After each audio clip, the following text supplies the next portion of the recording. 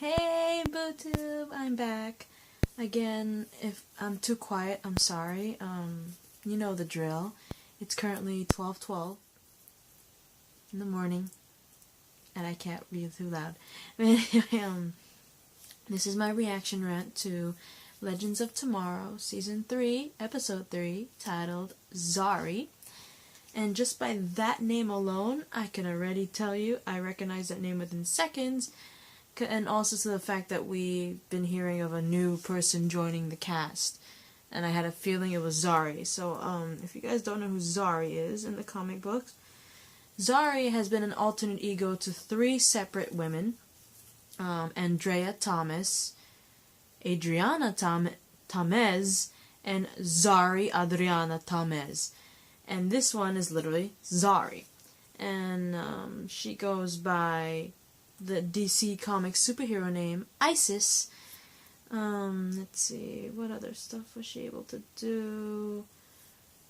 Black Marble family, apparently. I have notes here. In the comics, she was magically bestowed superhuman strength, speed, endurance, and wisdom, flight, telekinesis, and control over various aspects of nature. Isis. Let's see if there's ever been another appearance, because I know I took notes on that. Hang on. A live-action Saturday morning program, The Secret of Isis. That was on the CBS, apparently.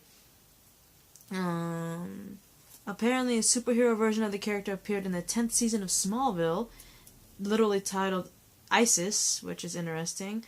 And then in Young Justice Season 2, Episode 18, titled Intervention, Zatanna called forth the spirits of Isis to give her the power to cleanse blue and green beetle scarabs.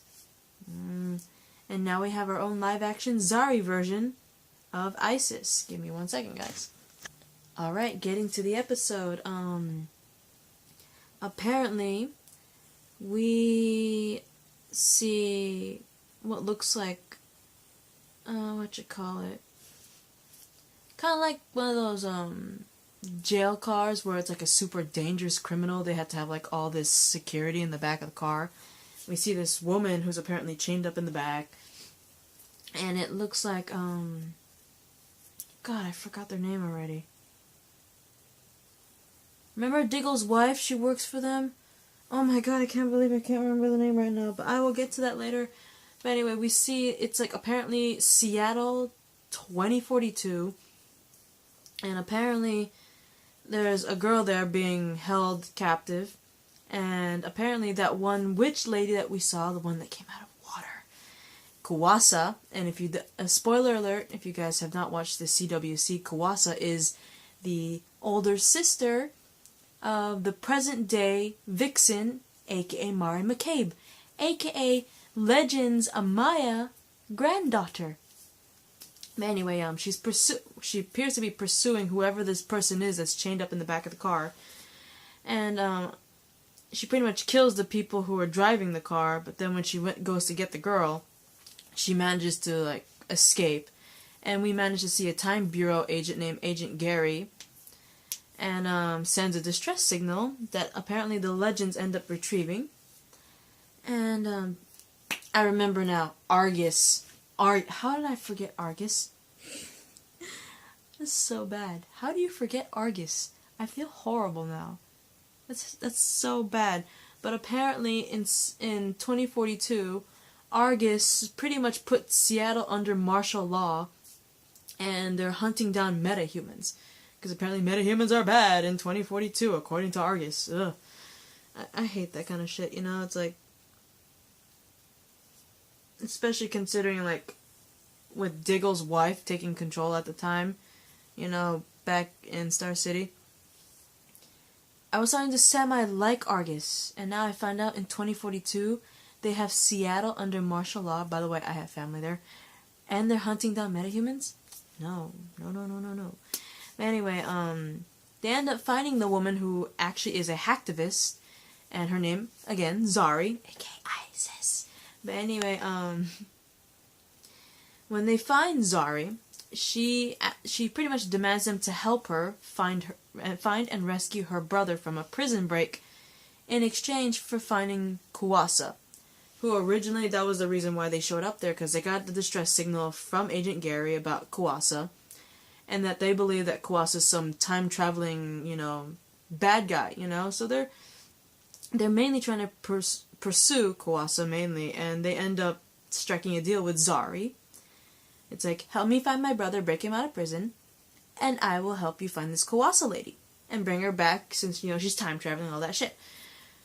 And, back with Amaya, she's having some trouble with her powers. Remember, she even mentioned to the team, she can't control her powers, and she's very uncertain about it now.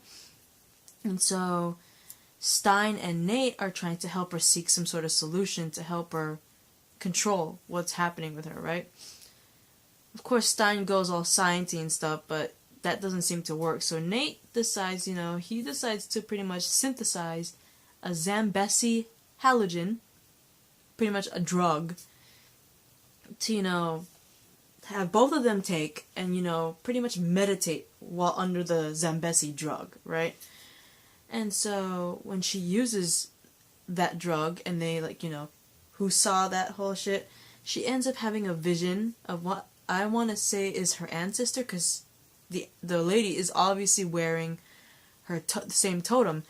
Fun factoid that I found out, though, the lady that plays Amaya's ancestor, this is the cute thing, apparently the actress who plays the ancestor is actually the mother, the real-life mother of the actress who plays Amaya, which I think is so fucking cute. Ah!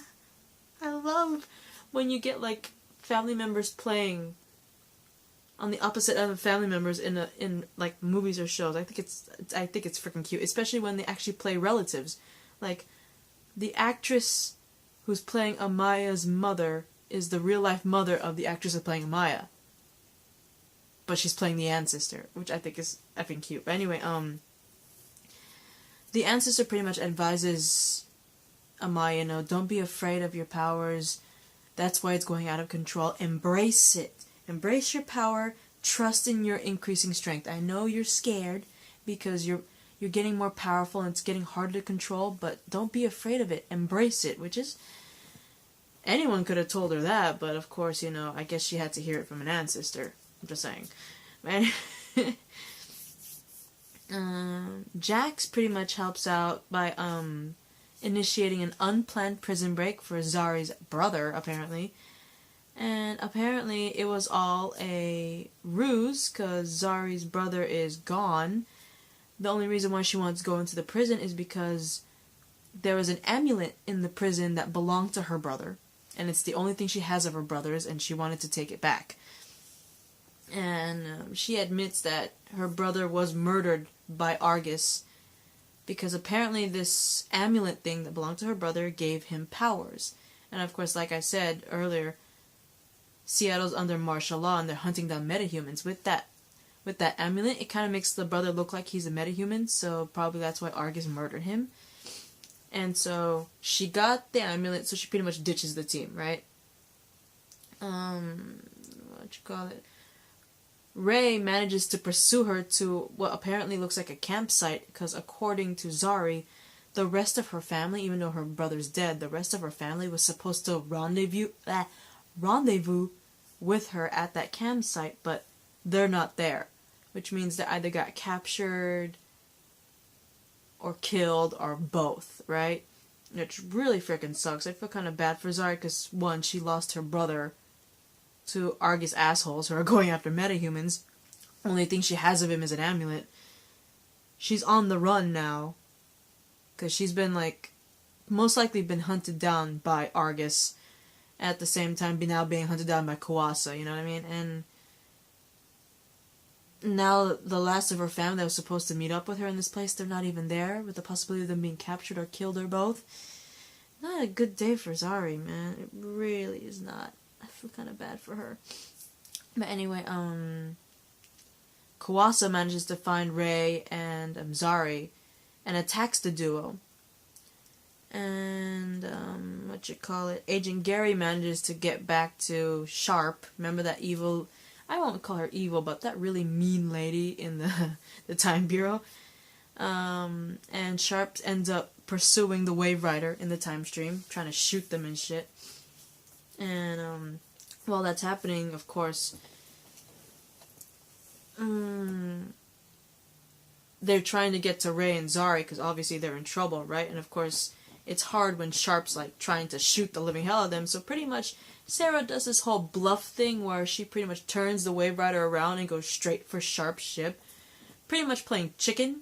You know, you've seen this in the you remember Too Fast, Too Furious, where Tyrese Gibson's character, not Tyrese Gibson, Paul Walker's character does the whole chicken thing when he tries to like psych out the other guy so he could like zoom out of control and like he can catch up on the race. That's basically what Sarah was doing. She was playing chicken with Sharp. And it actually worked because she freaking teleported herself out of the way. And it was a pretty good idea because it gave Sarah and the rest of Legends time to get to Ray and Zari before Kawasa ends up killing poor Ray because she's like putting her water body through his nose and shit. That was just so gross, by the way. That was disgusting. I was like, ugh. I was getting shivers just looking at that. But anyway, the Legends managed to arrive, and they were getting a little beat up by Kawasa, but Amaya ends up saving the day because she ends up now being in control of her powers after, of course, talking to her ancestor, as per usual.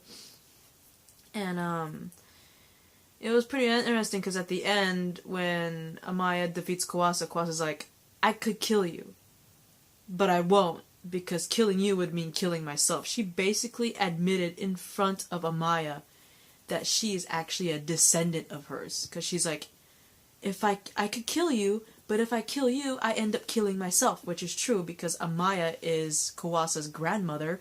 You kill Amaya, Kawasa and Mari are not going to exist, right? So she basically admitted in front of Amaya, hey, by the way, I'm a relative of yours. I could kill you, but if I killed you, I end up killing myself, which is stupid. So, that was interesting. I want to see more interactions between Amaya and Kawasa. That would be freaking interesting.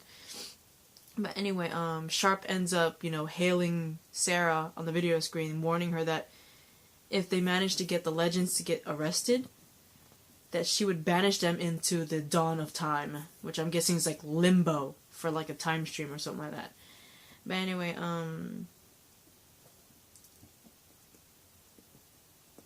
now having control of her power, the reason why Amaya stayed with the team is because she's having trouble with her powers, but now that she has control of her powers, the team was just wondering if she was going to leave now, because the only reason why she stayed is because her powers are going haywire.